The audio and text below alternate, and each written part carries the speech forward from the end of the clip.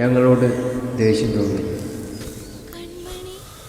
ഇത്രയൊക്കെ നിങ്ങൾ അപമാനപ്പെടുത്തിയിട്ടും ദേഷ്യം തോന്നി.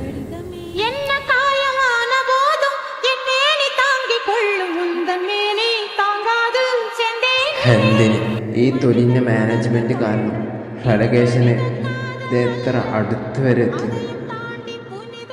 അവിടെ നിന്നൊക്കെ നിങ്ങൾ നടത്തിയൊരു കുതിപ്പുണ്ടല്ലോ, എത്ര തോറ്റാലും ഇഷ്ടം.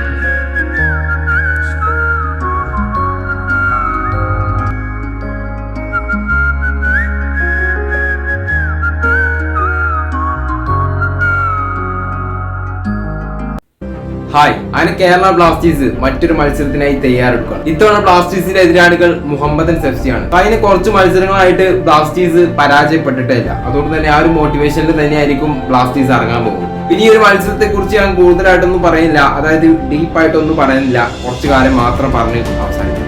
മുഹമ്മദൻസ് FC ആവട്ടെ ഈ ഒരു മത്സരത്തിൽ റെലഗേറ്റ് ചെയ്യപ്പെടുമെന്ന് ഏകദേശം ഉറപ്പിച്ചൊരു ടീം തന്നെയാണ് മുഹമ്മദൻസ് FC. സോ ബ്ലാസ്റ്റേഴ്സ് ഇപ്പൊ കുറച്ച് മത്സരങ്ങളിലായിട്ട് അൺബീറ്റഡ് ആയിട്ട് ആ ഒരു തുടർ ഫോമിലോട്ട് വന്നിട്ടുണ്ട്.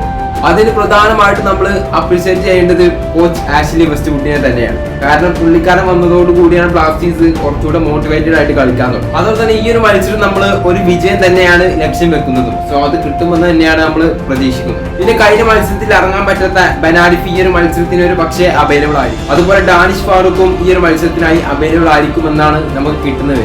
പിന്നെ മുഹമ്മദൻസ് FC അവരെ ട്രെയിനിങ് എല്ലാം സ്റ്റാർട്ട് ചെയ്തിട്ടില്ലെന്നായിരുന്നു നമുക്ക് കിട്ടിയ വിവരം. സോ ഇപ്പോൾ അവർ സ്റ്റാർട്ട് ചെയ്തിട്ടുണ്ടെന്നാണ് നമുക്ക് അറിയാൻ പറ്റും. സോ അപ്പോൾ ഇതൊക്കെ തന്നെയാണ് ഈ ഒരു വീഡിയോയെ കുറിച്ച് പറയാം. അപ്പോൾ നിങ്ങളുടെ അഭിപ്രായം പിന്നെ താഴെ കമന്റ് ചെയ്യുക, വീഡിയോ ഇഷ്ടപ്പെട്ട ലൈക്ക് ചെയ്യുക, ചാനൽ സബ്സ്ക്രൈബ് ചെയ്യുക. സോ നെക്സ്റ്റ് വീഡിയോ ആയിട്ട് കാണുന്നതായിരിക്കും. എല്ലാവർക്കും